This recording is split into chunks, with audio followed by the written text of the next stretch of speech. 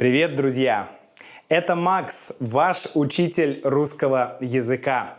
И сегодня у нас будет влог, понятный влог для тех, кто изучает русский. Вы знаете, если вы уже давно подписаны на этот канал, вы знаете, что мы с семьей переехали в Испанию и живем в городе Овьедо. Так вот, я уже вам показывал квартиру, которую мы сняли. Показывал ее вот в том виде, в котором мы ее сняли. Но прошло уже 1,5 месяца. Офигеть, 1,5 месяца уже прошло. За это время я съездил на 9 дней в Турцию, чтобы повидаться с моим сыном. Об этом, кстати, был подкаст, можете послушать. Юля здесь в это время нашла садик для Сабрины, и мы уже отдали Сабрину в садик. Она уже 2 недели примерно ходит в садик. Дофига мы всего сделали, просто какое-то немыслимое количество дел. И в этом видео я хочу вам показать снова нашу квартиру, рассказать про то, как мы вообще здесь живем, что мы делаем и как мы обживаемся. Потому что идея была как раз наладить свою жизнь, сделать все так, как нам нужно, чтобы работать, развиваться, развивать себя в физическом смысле, в профессиональном, во всех других смыслах. Вот, поэтому покажу сегодня, как мы обживаемся. На самом деле я не совсем правильно сказал. Мы 1,5 месяца в Испании, но в этой квартире мы меньше месяца здесь живем, где-то там 3 недели в этой квартире мы живем. Вот, и на эти 3 недели пришлась моя поездка в Турцию. То есть я здесь живу, получается, меньше 2 недель. Окей, давайте начнем с нашей спальни и будем двигаться вот так по каждой комнате. И я вам буду рассказывать, что у нас здесь, как мы живем, давать какие-то комментарии. Естественно, вы услышите лексику, много разной лексики, которая касается обычной повседневной жизни, вещей, с которыми мы взаимодействуем каждый день. Вот посмотрите, так выглядела наша спальня на первом видео, когда я его снимал, то есть 3 недели назад. И вот как она выглядит сейчас. Вот она, наша спальня. На самом деле ничего особенного. Что мы сделали? Я купил кровать, мы купили матрас. Вот такой вот классный матрас. Да, вот об этом я сейчас расскажу. Постельное белье, одеяло, в общем, это все мы купили. Здесь было только вот это изголовье, которое мне поначалу не понравилось, если честно, но я его выколотил, прям снял, вынес на улицу и выколотил. То есть выбил или выколотил пыль из него. Потом еще тряпкой протер, короче, вроде норм. Вот, поэтому изголовье мы оставили. Это, кстати, что такое? Это не грязь, это просто нитки. Ладно. Так, здесь больше особо ничего интересного, кроме того, что мы сюда поставили телевизор. Здесь в этой квартире был какой-то древний старый телевизор, старая Toshiba или Toshiba. В России, наверное, Toshiba мы говорили. Я не знаю. В общем, он реально древний такой телевизор, но у меня еще в Аргентине я покупал, у меня есть такая вот штука, она называется Chromecast. Это, по сути, маленькое Android устройство, которое подключается с помощью HDMI. И ты, по сути, можешь любой телевизор, где есть HDMI, превратить в современный Smart TV, да, умный телевизор. Вот, управляется это все вот таким пультом. Это пульт от телевизора. Задача только включить его. А дальше ты управляешь вот этим пультом. Там есть и YouTube, и там, не знаю, Netflix, Prime TV. В общем, вся вот эта вот бабуйня, которую смотрит молодежь. У нас, кстати, так получилось, что мы многое заказывали с Амазона и оформили подписку на Amazon, поэтому сейчас иногда смотрим что-то на Амазоне. Ну, на Prime Video, да, называется. Короче, есть одна проблема. Есть одна проблема. Вот вы можете уже ее увидеть вот здесь. Дело в том, что я купил эту кровать, ну это даже не совсем кровать, как бы это такое основание, да, и я не знал, что здесь очень большое расстояние между этими металлическими рейками, видите, очень большое расстояние, и получается, что матрас туда просто проваливается, вот в таких местах, иногда даже вот здесь, короче, надо что-то делать. У меня была идея, я даже купил в Икее такие деревянные ламели, которые можно положить, но их здесь никак не закрепить. Вот. У меня идея только одна. Купить кусок фанеры, ну или несколько таких кусков, 2 или 3 фанеры, и положить вниз и закрепить их стяжками. Стяжки — это такие пластиковые штуки, которыми можно что-то стянуть. Но я покажу вам стяжки. Если у вас есть какие-то идеи, пожалуйста, напишите, потому что, ну, с этим нужно что-то сделать, но я еще не успел. Ну, пойдемте дальше. Здесь просто комод, он уже здесь был, с нашими вещами. Главный его плюс, ну, что он достаточно новый, и что там места хватает для робота-пылесоса, и он туда заезжает и моет все под комодом. Это просто восхитительно. Он заезжает и под кроватью тоже моет. Про робот-пылесос я сейчас вообще отдельно расскажу, это просто невероятная штука. Поэтому, кстати, и чемодан находится здесь, я его сюда убирал, чтобы робот-пылесос мог все помыть. Вот, здесь у нас шкаф с нашими вещами, первая ванная, вот, ну, здесь ничего особенного, ну, хотя как, на самом деле, дофига чего пришлось тоже менять, буквально сегодня я поставил новую держалку для душа, для лейки, это мы называем лейка душа, или просто душ иногда мы называем. Вот, держалка или держатель для лейки. Это, собственно, лейку тоже мы новую купили, и шланг вот этот мы новый купили, и, ну, собственно, вот это здесь тоже все. Это чтобы Сабрине было удобно. Здесь игрушки Сабрины. Вот эта шторка, вот эта перекладина. Короче, все, что вы здесь видите, на самом деле тут полотенце должно висеть. В общем, все это тоже мы делали, обо всем этом нужно было подумать. Вот здесь тоже там и мыльница, и какие-то вещи. Короче, много-много чего было здесь сделано. Так, надо выключить свет. Мы все-таки живем в Европе, и нужно выключать свет. Да ладно, в любом месте нужно выключать свет. Пойдемте покажу вам дальше мое место. Мое место, друзья. Так теперь выглядит мой офис. Здесь я записываю свои подкасты.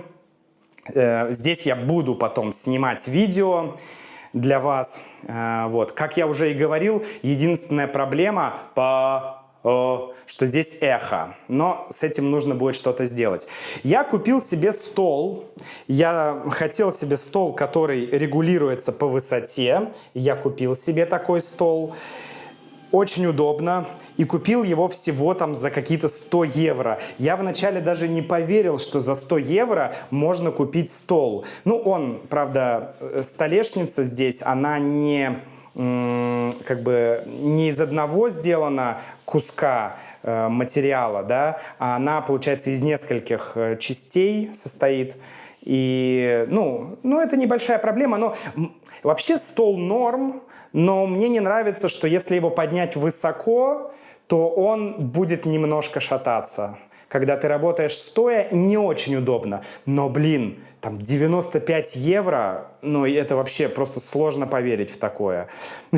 Что за такие деньги можно купить стол с подъемным механизмом в целом достаточно хорошего качества. В Аргентине за $100 у меня был обычный стол, меньше этого, на обычных металлических таких ножках. Такой, ну, маленький, такой... Ну, то есть без электропривода, не такой большой. То есть вообще нельзя сравнивать. Вот. Здесь моя лампочка, которую можно настраивать. Можно делать свет теплым, да? Сделать свет теплым или холодным. Но мы выключим. Вот, в общем, такое у меня рабочее место. Конечно, еще я буду все это... много еще чего нужно сделать, друзья. Здесь стоит мой микрофон, который я тоже планирую потом поменять на новый, чтобы качество подкастов было лучше. Кстати, подписывайтесь на наш подкаст, друзья. Подписывайтесь. И если хотите получать транскрипции и дополнительные материалы, то присоединяйтесь к membership-программе. Классный способ учить русский регулярно. Здесь... Многие из вас знают, что это такое. Это мой паккрафт. Маленький надувной каяк. Ну и разные вещи, которые, ну, типа спас-жилета там и так далее. В общем, все, что нужно для каяка. А вот здесь, вот это наш большой надувной каяк, который приехал из России. Он называется «Варвар». Последний раз мы его купили в 2021 году, и в 2021 году мы последний раз на нем плавали. Потом началась война, и, в общем-то, все. Поэтому, но он вернулся к нам спустя, 4 года, ну, почти 5 лет даже. В общем, да. Вот такой вот, такой вот каяк. Очень хочется снова на нем покататься. Ну, здесь еще пока часть вещей, которые я не успел убрать. Это, например, сиденье от паккрафта. Я его помыл и посушил. Вот здесь какие-то тоже расческа, палки для трекинга. И здесь кое-что для велосипедов. Но про велосипеды я тоже сейчас еще расскажу. В общем, классное место рабочее, мне все очень нравится. Кажется, что все очень удобно, но тут еще можно просто несколько месяцев все улучшать, все делать. А знаете, что здесь? Старый шаман. Что там в старом шамане, друзья? Как вы думаете? Как вы думаете, что там такое? Итак, кто угадает, что там? Здесь находится наш набор для маты. Там, ну, собственно, в общем, мешочки с шербой маты, в общем, с самими листьями. Короче, неважно. Все для маты. А еще практически в первый день мы разбили биде. И до сих пор его не поменяли. В общем, здесь, видите, находится шкафчик. И из шкафчика упали духи Юли. И духи проломили. Вот так вот проломили биде. С духами все хорошо. Они были в стекле. Но стекло выдержало, биде не выдержало. Вот такая вот штука, женские духи. Это комната Сабрины. Тут тоже, ну, в прошлый раз она уже была в более-менее состоянии. Сейчас мы повесили много где занавески. Вообще, эта хозяйка нам дала занавески. Она даже ищет еще для одной комнаты занавески, так что мы даже их не покупали. Вот, здесь, в общем, территория Сабрины. Здесь ее медведь. И да, друзья... Конечно же, русская матрешка. Матрешка. Вообще удивительно. У меня никогда не было матрешек. И вообще, я не знаю, может быть, у Юли были матрешки, но вообще это не очень, как бы, популярная в России игрушка, я вам скажу честно. Ну, в современном, сейчас в России мало кто играет в матрешки, но у Сабрины они есть. И это прикольно. Ну, там их несколько, 5 штук, наверное, или 6. Вот здесь часть. Но Сабрине они нравятся. В общем, здесь комната Сабрины, ничего особенного. Ну, все это было куплено, кроме вот этого столика и вот той тумбочки. Если это тумбочка, да, наверное, можно назвать тумбочка. Все остальное мы купили, сделали. Вот, все нормально, все работает. Обязательно поставили защиту на розетки. Это делала Юля, покупала и ставила, вот, чтобы было все безопасно. Но пойдемте дальше.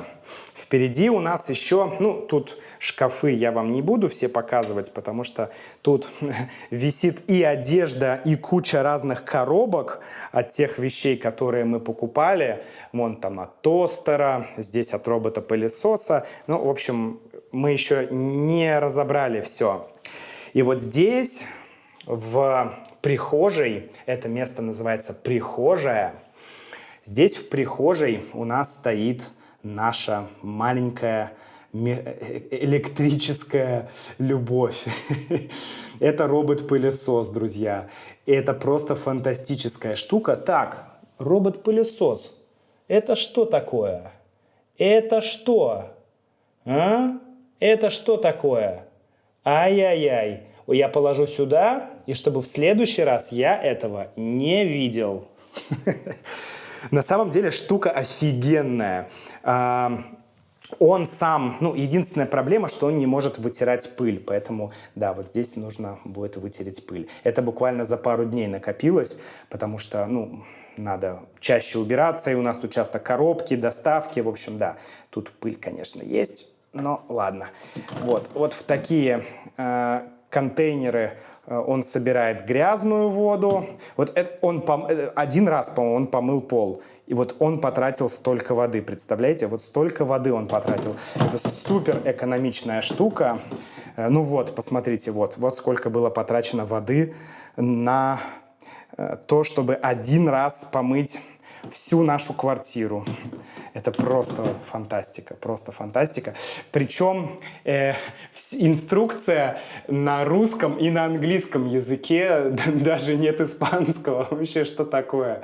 Только русский и английский. Так что, друзья, учите русский, сможете прочитать вот эту инструкцию для робота-пылесоса. Видите? Снятие защитных вставок. Установите боковую щетку и блок насадок для влажной уборки. Короче, робот-пылесос... Привет! Робот-пылесос и пылесосит, и моет. Это супер вещь, супер вещь.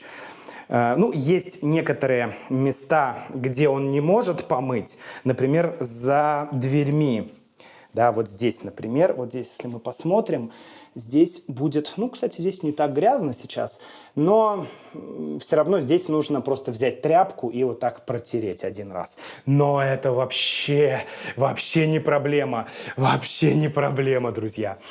Пойдемте зайдем еще на кухню. Зайдем на кухню.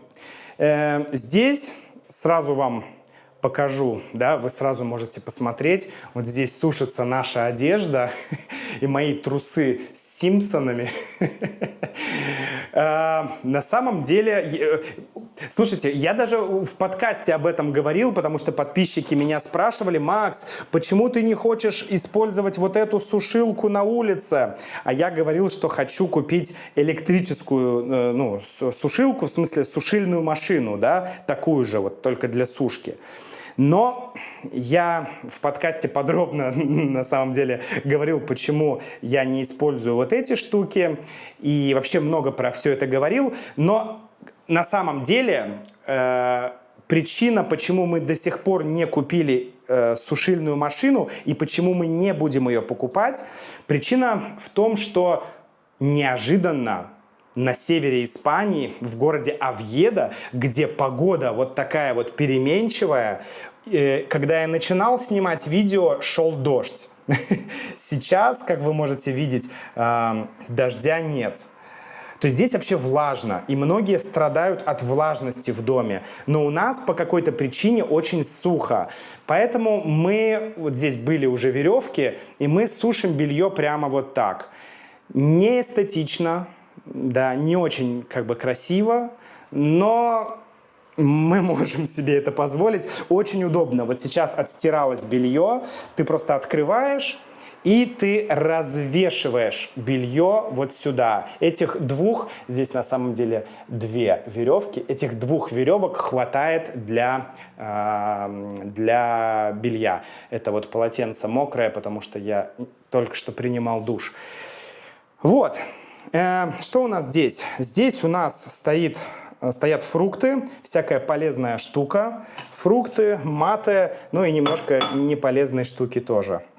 Вот коробка от нашей кофемашины. Мы еще ее не утилизировали, просто не успеваем сделать все. Так, вот здесь наша зона утренней радости, зона утренней энергии. Мы решили купить кофемашину. И мы решили не покупать вот эту, знаете, автоматическую кофемашину, когда нажимаешь кнопку, и там сразу здесь, значит, машина тебе размелит зерна, здесь-то она смешает с молоком и сразу тебе сделает чашечку кофе. Нет, здесь все прям по-настоящему. Во-первых, ты сначала должен взять кофе. Во-вторых, ты должен помолоть кофе в ручной кофемолке. После этого ты кофе засыпаешь вот сюда, вставляешь эту корзину сюда и делаешь себе кофе, как прям бариста в кофейне. Можешь еще за давлением смотреть. И потом можешь сделать себе молочко такое вспененное, типа капучино. Вот, короче, да. Минус у этой штуки, что варка кофе или приготовление кофе занимает достаточное количество времени. Да, это правда. Но кофе получается просто фантастический. Ну и пойдемте еще в последнюю комнату. Здесь у нас живет Юля. Ну, не живет. Юля работает здесь, вот. Но на самом деле этой комнатой мы еще практически не занимались. Ну, я только взял отсюда телевизор и все. А так мы еще не занимались этой комнатой. Здесь нужно отодвинуть эту мебель и вот там вот все, как сказать, помыть, вытереть пыль. В общем, убраться нужно хорошенько. А так, пока эта комната используется, практически не используется. Юля здесь работает, а я вчера здесь собирал наши новые велики.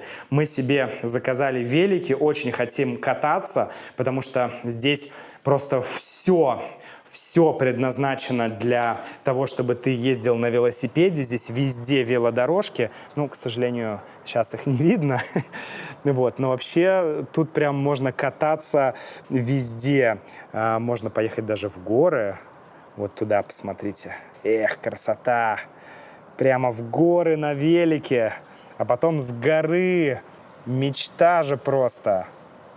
В общем, я вчера собирал эти велики несколько часов, еще не все доделал, еще нужно съездить в магазин, купить Сабрине шлем или каску, ну, мы обычно говорим шлем, вот такую штуку для Сабрины, ну и на самом деле для себя тоже, вот. В общем, нужно еще тут немножко поработать. И еще у нас задача вынести этот диван, положить его в кладовку. Хозяйка его заберет, а мы себе закажем новый диван, потому что, ну, этот очень старый, очень пыльный, не очень хочется им пользоваться.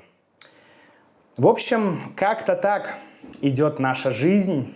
Не могу сказать, что она пока идет спокойно и размеренно пока вообще нет. Пока мы просто носимся как угорелые, бегаем, нужно постоянно, там что-то не хватает в доме, что-то нужно сделать, там доставка должна приехать в какой-то день, потом документы нужно сходить какие-то сделать. Вот. Но слава богу, нам одобрили визу на 3 года. Просто спасибо, Испания, на 3 года сразу. Это очень круто. Мало где такое вообще есть. Вот, поэтому на 3 года у нас уже, можно сказать, есть резиденция. Да? Нам нужно только сделать пластиковую карточку. Мы этим сейчас занимаемся. Где-то через месяц, я думаю, все будет готово. Поэтому, да, начинается наш, как сказать, период жизни в Испании. Надеюсь, что он будет долгим, но, знаете, человек предполагает, а Бог располагает.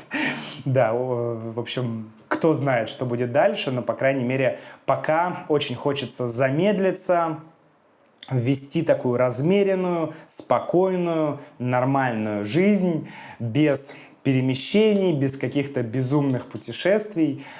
Посмотрим, насколько нас хватит. Что ж, друзья, спасибо, что посмотрели это видео до конца. Пожалуйста, поставьте лайк. Если вы еще не подписаны, то подпишитесь на этот канал и присоединяйтесь к membership программе, друзья. Учите русский с Максом. Пока!